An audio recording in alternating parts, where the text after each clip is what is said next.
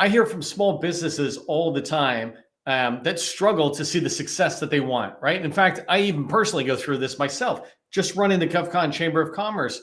There's a lot of activity, a lot of things that go on. And so I sometimes struggle to be hitting the goals that I set for myself, et cetera. But tell me if any of this sounds familiar for you, right? This is me, but tell me if it sounds familiar to you and maybe why you're here today. I know that I need to focus, right? To focus down on what's important, but I have to ask myself, how do I figure out what's next? What's really the next thing I should be working on? I often feel overwhelmed, right? So much is on my plate. I sometimes don't know where to start, right? It is very helpful for me to have such a strong team, Cecilia, Gus, and others, where I can turn sometimes and go, what the heck are we working on? What are all these different projects we have? What's next? What's the most important thing? On this thing, where do we start? When we're feeling a little overwhelmed, we call it regrouping, stopping, looking at everything, and then figuring out where to start next. Another scenario is that I often feel like I worked really hard last week, right? I even missed some family events, but I couldn't really tell you if I got done what I wanted to get done. Of course, I know I did a lot of good stuff, right? But I felt like it was busy work more than specific accomplishments towards a goal I have. Not that busy work isn't necessary, right? Of course it is. And I'll talk about that in today's training, but it doesn't really move me towards my large goals. I have these particular large goals for the GovCon Chamber, and I need to be going back to them to make sure I'm working on them while I'm working on all this. I call it busy work, but it's really, it's important stuff that has to get done, but it's not driving towards where I'm at. And so sometimes I look back at my past week and say, wow, I worked really hard, but did I move the needle forward in the direction I want to go? And today's training is about that. It's about answering the question, what's next? Answering, where do I start? And today I'm going to be talking about the one thing, and I'm going to be focusing on weekly priorities, right? A weekly priority or one thing that I want to get done. But these should ideally be tied, these weekly one things that I'm going to talk about today, these should be tied to a much larger one thing in your company, such as winning $10 million in new sales. Maybe that's your goal for 2023 or 2024 is that you want to win $10 million in new sales. And so that's your one big thing. And then as you look at your weekly thing, it should be tied to that larger thing. So, one example of something, and I'll talk a lot more about this in the training as we go forward here, but one example of driving towards that one thing. Let me just check because I felt like I wasn't on there for a second. Sorry, a little tech hiccup. One of the examples of driving towards a $10 million goal, for example, is I might say, I know I want to have 8 strategic relationships with 8 different large primes. And so I want to go put that in place. So that's a bigger, longer term goal. And what we want to focus on today is that weekly one thing that's moving us forward, giving us that sense of movement and accomplishment. And that's what we're going to talk about. That's what I'm going to teach you in this training and helping you know what to get done. If you don't know who I am, my name is Neil McDonnell. I'm the president of the GovCon Chamber of Commerce. I want to welcome you to my federal sales training where I teach tips for success in the federal market. I spent 20 years as a small business owner and in the federal market. And since 2018, I've been teaching people like you that government contracting is not a secret. It's just a process. Before we get started, do me a favor. Part of the process is letting others know who you are. So in the chat, put your company name and your core competency. Let people know who you are. Don't ever feel like you've done it enough times. We get buyers who come in here. We get large primes. We get other small businesses who are interested in finding companies like yours. So put your company name in there, put your core competency, and let people know who you are. One other thing, last thing I want to just say is thank you to our sustaining members. We are not funded by the federal government. We're not funded by larges.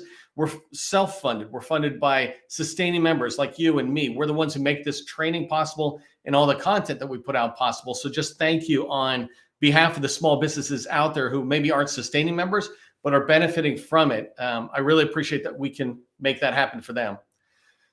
Okay, so let's go ahead and knock out today's training. We're going to dive pretty deeply into this as we go forward. If you got questions, definitely follow back up with me. I'm trying to figure out whether we even do a course like this and put it into the sustaining members group. So if this is something you want more expansion on, let me know and we can figure out how we can accommodate that. But the first thing I want to start with is just helping you understand this whole concept, this idea of the one thing, because I want you coming out of today thinking about what's the one thing I can be doing this week, or in this case, let's plan next week. What's the one thing we can do next week that if we do this one thing, it'll make everything else easier or even sometimes unnecessary. And I'll expand on that in a minute. There is a book out there called The One Thing, right? And so some people get the one thing idea from them, but this concept has been around for forever, right? And it's been around for a long, long time in my career. I first began to get exposed to it when I was in the Army back in the 90s, right? And but really my biggest mentor, personal mentor I've never met is Stephen Covey. Stephen Covey wrote a book called The 7 Habits for Highly Effective People. If you haven't read it, read it, and read it every single year. You will not waste your time doing that. But inside of there, Stephen Covey talked about this whole idea of one thing with 2 different habits that he talks about. One is begin with the end in mind, right? This idea of where are you trying to go? Like I said a minute ago, maybe my end in mind, the goal is $10 million in new sales, right? And then, so that was habit 2, begin with the end in mind. Habit 3 was put first things first. And that's what we're talking about here. What's the one thing? What's the first thing first that you can work on? So an example is if I'm trying to get into the Air Force, and I've got customers who are trying to get into the Air Force.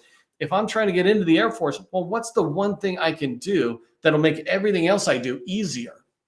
I don't know what that is, but we'll talk about that as we go forward, right? Again, the idea is when you think about this is, if I do this one thing that I'm setting for myself next week, this one thing, if I do it, it'll make the rest of my week go easier. It'll make the rest of my month and perhaps even year towards my yearly goals so much easier. For example, on a personal level, right? If I want to be healthier, what's the one thing that I could do that if I did it, it would make everything else easier or even unnecessary? And one example, one thing I could do for sure is I could drink 100 ounces of water, right? If I drank 100 ounces of water every single day, as I'm striving to get healthier, it will make everything else easier, right? I'm not here to be a scientist and tell you exactly how, but guaranteed, if I drink enough water every single day, that's a huge step towards me being healthier. And so I've identified the one thing that if I did it, it would make everything else easier. And that's really important. So then I start drinking water. It's why I have, that bottle I showed you. I have 4 of these sitting right there on my desk. So every day I'm drinking, actually it's a lot more than 100 ounces, but I'm drinking 32 ounces every day. It's the same thing for your business, right? What's your one thing for your business? What's one thing you could do next week for your business that if you did it, it would make everything else easier? And I'm going to go through and give you examples and help you answer that question if you don't have it right out of the gate. I did want to show you a matrix that Stephen Covey showed in the same book, right? 7 Habits for Highly Effective People. Let me just find it really quick. So in this, in this time management matrix, Stephen Covey talked about 4 quadrants where we spend our time. Quadrant 1 is on important and urgent things. So it's both important and urgent. Quadrant 2, it's not urgent, but it is important. And we'll come back to that because that's the magic quadrant. Quadrant 3, it's not important and it's urgent, right? And so usually that's often like the boss. And then quadrant 4, it's not important and it's not urgent. It's like binge watching the wrong show over and over again. It's so horrible, right? And inside of business, there's all sorts of stuff like, picking up the phone when it rings and you don't even know who it is. That's a complete quadrant 4. It's not urgent to you and it's not important to you. And you'll figure that out. But in this time matrix, and this is a handout, so if you want it, let me know. But I want you to focus on quadrant 2 because the one thing should be coming out of quadrant 2. What is not urgent in your business life, but it's important. If you did this one thing, it would make everything else easier. So when you think about the one thing for next week, it is always in quadrant 2. It's always like planning or strategizing. What are we going to do next, et cetera. And so that's really important to be tracking on. So remember, when you're planning your next week and you're thinking about the one thing, the one important thing that you're going to get done, I just want you to ask yourself, and I want you to ask yourself this question throughout today's training as you're thinking about the different as things I talk about give you different ideas. Ask yourself this question. It's an expansion of why, right? But this idea of what's the one thing that if I did it, it would make everything else in my life easier. And in this particular case, I'm basically talking on the federal market sales side of the business, right? If I did this thing, it would make sales so much easier. Everything else related to sales. And I'm going to expand on that. Do me a favor, put into the chat the one thing so I can drink water. put the one thing into the chat if you understand this idea of what the one thing is.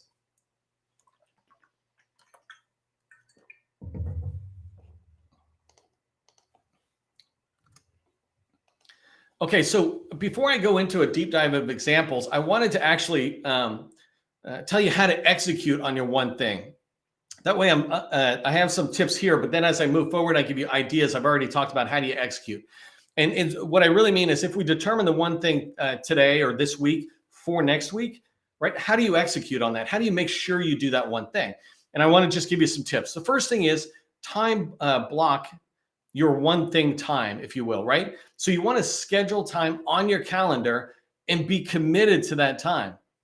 What I recommend is that your one thing really on a weekly basis, your one thing should be a 2 to 4 hour task, right? It needs to fit into your busy week. You've got all sorts of stuff to do. You can't abandon quadrant 1 and you can't abandon quadrant 3 really in the office environment. So you're going to have those quadrant of activities. So you can't use up all your 40 hours normal work week, but you can budget 2 to 4 hours to work on one thing. And when I start giving you examples in a minute, it'll make sense why I say 2 to 4 hours. It's small enough that you can commit to that time, and it's large enough that you can get something significant done. And so time block that 2 to 4 hours. If it makes better sense for you once you determine what your one thing is, to block out 1 hour a day, right? So it combines to equal that 2 to 4 hour task. If that makes sense, do that. But whatever you do, the whole point of time blocking, you're blocking the time for you. You're blocking the time for quadrant 2, that is not urgent, but is important. You're blocking that time for the one thing that if you get it done, it'll make everything else in your life easier, right? And so block that time, schedule it on your calendar. You have to put that on your calendar. If you don't, you'll be at the mercy to all the other priorities and urgent activity. When you think about your executing on this, right, and you're determining your one thing, what I want you to do is to try to get it done the first thing in the week. So if you've got a whole week before you, right, I want you to determine in the week prior, so we're trying to do this week, what's next week's priority? And then when you go into the week in the Monday, just abandon everything else. If it is the one thing that is most important to your week, and that if you do it, it'll make the rest of your week easier and the rest of your business life easier, right? Then why wouldn't you do it as soon as possible? Why hold off on that? And so if you can, right, if you're a billable person, you're out with a customer, it's harder. But if you're in control of your calendar, push the least important meetings to the end of the week and put your one thing in the beginning. First thing Monday morning when you come in, right? A lot of people sometimes don't even like to take phone calls first thing Monday morning. Well, then put your one thing there. Figure out how you're going to make this happen. So that's a good way to do it. If it has to slide, it can slide. But the idea is get it done as early as possible in the week so that the week does not push it out, right? If you commit to getting it done as early as possible, of course, calendaring it. But if you get it done early on, you'll make sure that you're doing it every time.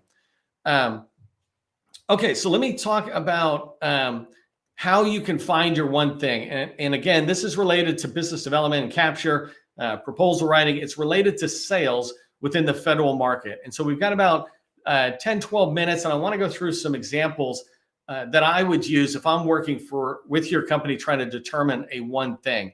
And if I can, I'm going to try to keep looking at chat in a minute here from this point forward. So if it already went into chat, I'll miss it a little bit for now. I'll see it later. But as I go forward, if you've got a question about the one thing from what I'm saying, and you go, well, what would my one thing be? Try to throw a question into the chat, and I'll be happy to try to address it today. So I recommend you pull out a piece of paper and notes, because as I go along, you're going to have ideas that pop into your head. They'll be there for a little bit, but if you don't write it down, you'll forget about it. I'm just going to be like an instigator of your brilliant ideas about what your one thing is.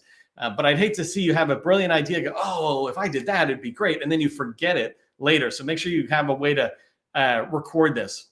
So before I go too far, I want to start with the 7-step process, just to make sure we're all on the same page.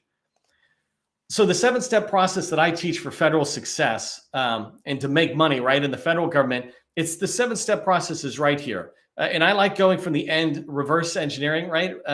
Beginning with the end in mind is sales.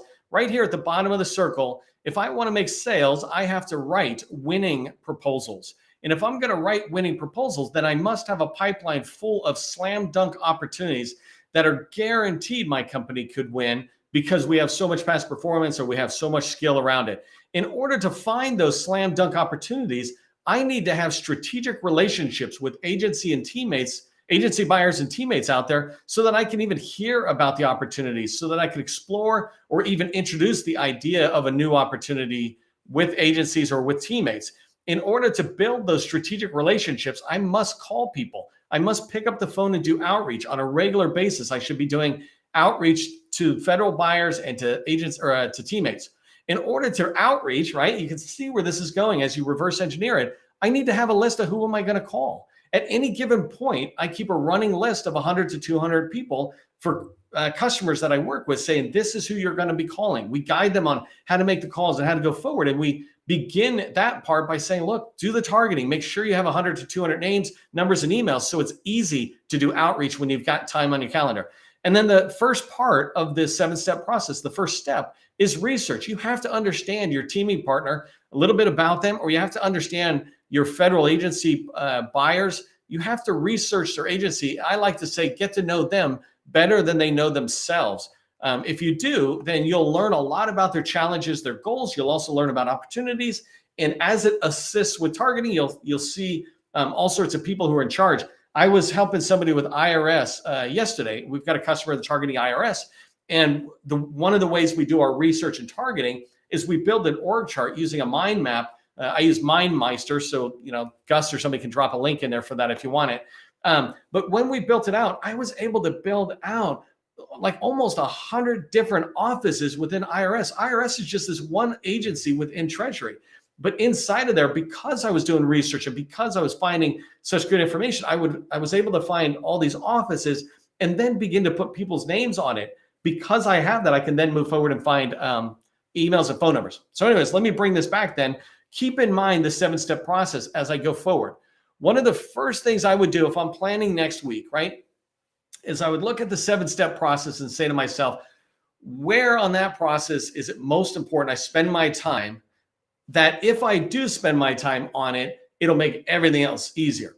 So an example is, let's say that we're struggling with sales and opportunities and all that. I might look in and go, you know what? I need strategic relationships. I need to look in here, and I think I mentioned this before, but I want to grow $10 million in the Air Force, let's say. Well, I need to go find and build 8 strategic relationships, and you can watch other training why I say 8's an important number, but 8 strategic relationships with large prime contractors, because I have past performance that they'll value, so it makes sense for me to talk to large prime contractors.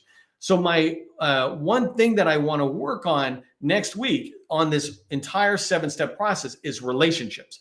I believe that if I can move the ball on relationships, it'll make everything else in the 7-step process easier. It'll make everything else related to my sales goals, et cetera, easier. And so then because I did that, I will look at that relationship now, that step, and go, well, what's the 2 to 4 hour task? The one thing I can do this week, and I can't build relationships in a single week, right? I can start them. So what's the one thing I'm going to do? Well, I want to go into the Air Force. I sell artificial intelligence and machine learning, let's say, or cybersecurity, because I got a customer going into Air Force cybersecurity.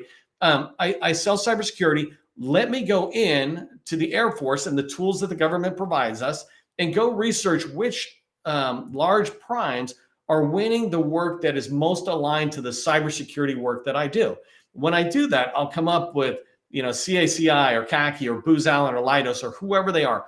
I'll come up with these companies and I'll be able to see which ones truly are sitting at the top. Just because they're $1 billion firm doesn't mean they're $1 billion firm succeeding in the Air Force, right? And so I want to find that out, and I will determine that that's my one thing that this coming week, I'm going to determine who my 8 strategic teaming partners are within the Air Force, the large prime contractors. And I'll tackle that next week. That task will take me 2 to 4 hours because I got to download the data of wins over the past few years, look at contracts that might be expiring, go look at some of the Air Force contract vehicles, maybe see who's on there and see who's winning, that kind of information. It's a research activity, right? Ironically, the strategic relationship part that I'm trying to do ties in a little bit to the research. and targeting, but I'll be doing that to start building the relationship. So I came up with that task. The one thing I could do next week that'll make everything else easier is to find the 8 strategic partners I want to reach out to. Following weeks, it might be something like reach out and actually have an introduction meeting or schedule an introduction meeting. A second example that you can go through when you're trying to determine, you're just looking down, see if I got any questions there. The second thing that you can go through when you look at the 7-step process, and I like the 7-step process that we teach because it is so simple. I spent 20 years with people teaching me Shipley and all this other complex stuff that's not built for small businesses. Way too complex, way too much friction between my buyer and my team when you introduce process steps that are 100 steps or something, right? So the 7-step process is really designed to help me just quickly go, am I doing the right 7 things to move my company towards the goals we've set for ourselves? So the first thing I did was look at the 7-step process and said, what's the most important thing? Well, the next thing I would recommend you do when you're thinking about what's the one thing I can do next week, that if I do it, it'll make everything else easier. Well, in this situation, I like to look at every one of the 7 steps. And I make it sound like it's big when I say every one, but each of the 7 steps, and just very quickly go, what's one thing I can do in research that if I do it, it'll make everything else easier. An example could be, I want to go find an industry day, an APBI. I think, I can't even remember what it stands for, but somebody will put it into the chat. But I want to find industry day briefings over the last 6 months from the Air Force, especially if I can find it related to cyber, maybe PEO digital, whatever, right? And so I want to find that. And the reason is because I believe if I find that, it'll help me identify which agency program offices are dealing with cyber. And in those industry briefs, I often find people's names that I can then go research. So that's one thing that if I did it, it would make everything else easier because I'm doing the research, I'm understanding the agency better, and I'm finding names, right? Hopefully that makes sense. So each one of the 7 steps as you move forward. Another example might be looking at the targeting. One thing I'm going to do, and I've done this already with one of my customers, is if I'm going into the Air Force and I'm pursuing cyber, then I want to do targeting. So I'm going to build a list of 100 names. I won't even worry about the phone numbers for a second. 100 names of people within the Air Force related to cyber. In this case, I'm only talking about government people, right? If I build it 1 to 200, I'll include teaming partners, but 100 government people related. And that sounds like a lot, right? And it is a lot, but it's not a lot when it's in an agency that has tens of thousands of employees, right? I could find 100 different offices that do cyber within the Air Force. I built out an org chart. I did this a while ago, right? I built out the DoD cyber footprint, if you will, or org chart. And this is all the cyber offices within DoD. And inside of the Air Force, you could go into one major command like 16th Air Force and begin to find offices after offices. And from those, you begin to find people's names. And so when I look at the second step of the 7-step process to success, it's targeting, and targeting is about finding people. So I say to myself, one thing I could do is this. If you're a business, if you're a busy small business owner, sometimes it's hard to do a lot, right? If I can get one thing done, that's perfect. That's great. It's moving it forward because I got all this other stuff. But if you're a business developer, if you're a capture manager, you got 40 hours to do all of this. And these one things I'm talking about, you can really look at these. If you look at opportunities, what's the one thing I could do in opportunities that if I did it, it would make everything else easier? An example might be for an opportunity. If I found a teammate who was actually in the Air Force doing cyber on an opportunity that I have in my pipeline, it would make everything easier because now I'm not alone. They're inside the wire. Maybe they can help me with information, whatever it is, right? One thing I might do with an opportunity is I might go find previous past performances, so work statements, so I can look at the work and how it was laid out in the task areas before. If I've got a current RFP, a PWS or draft PWS, I might compare them, see what's going on. But you can look in, right? In each one of these areas, including sales, you can look in and go, what's the one thing that if I did it, I would make everything else easier? And let me just hit sales so I don't sit there and just throw that out. If I was looking at sales and I was in your company and we're trying to evaluate sales, one thing I could do next week that would make everything else easier is if I looked at sales and truly understood why I won or why I lost. So if I recently had some wins or losses, to look at that and truly not fluff, but look at that and go, why did we win it? Why did we lose it? Honestly, why did we lose it? Not blaming a person, but looking at our process and go, what about our process helped us win it? What about our process drove to us losing it, kind of thing. So you can look at sales and have a one thing. And if you figure that out, then it makes capture easier, because you say, do more of the things we did right and do less of the things we didn't do quite so well. Okay, so I've already used the Air Force example. I was trying to look at that. I don't see questions in there, which is perfect. So if you've got questions about like how to do, and I don't know if chat just stopped, but if you got questions as it relates to the one thing, let me know. The idea of the one thing is really important, because if you want to see measurable progress towards your goal, you need to choose one thing that you're going to focus on each week to get it done. And if you get it done, it's going to make everything else easier. If all you do is go into next week and start it overwhelmed, right? Oh my God, there's so much going on this week. I got all this stuff. There are pressures from last week. We got all these new things coming up. If you go into it and you haven't planned your one thing, then your week will run your life, your professional life, your sales life, right? Your week will run it, instead of you determining what's the one thing I could do that's going to make everything else better. Hey, if you found value in today's training, do me a favor, become a sustaining member and help us continue putting this training out to everybody else. Help others benefit from your support. If your company is struggling to start and build relationships in the federal market with federal buyers, consider our 90-day BD Accelerator workshop. You can reach out to me directly on LinkedIn to learn more about it, but don't reach out until you watch like 5 or 10 of my videos. Make sure you kind of understand who I am and what we teach, because that's what we're going to do in our workshop. Remember, government contracting, it is not a secret. It's just a process. I'll see you in the next training. If you're doing Navy, we've got Matt Burkett tomorrow doing our Navy. He's one of our first guest speakers, so I'm pretty excited about that. Come back and join us then.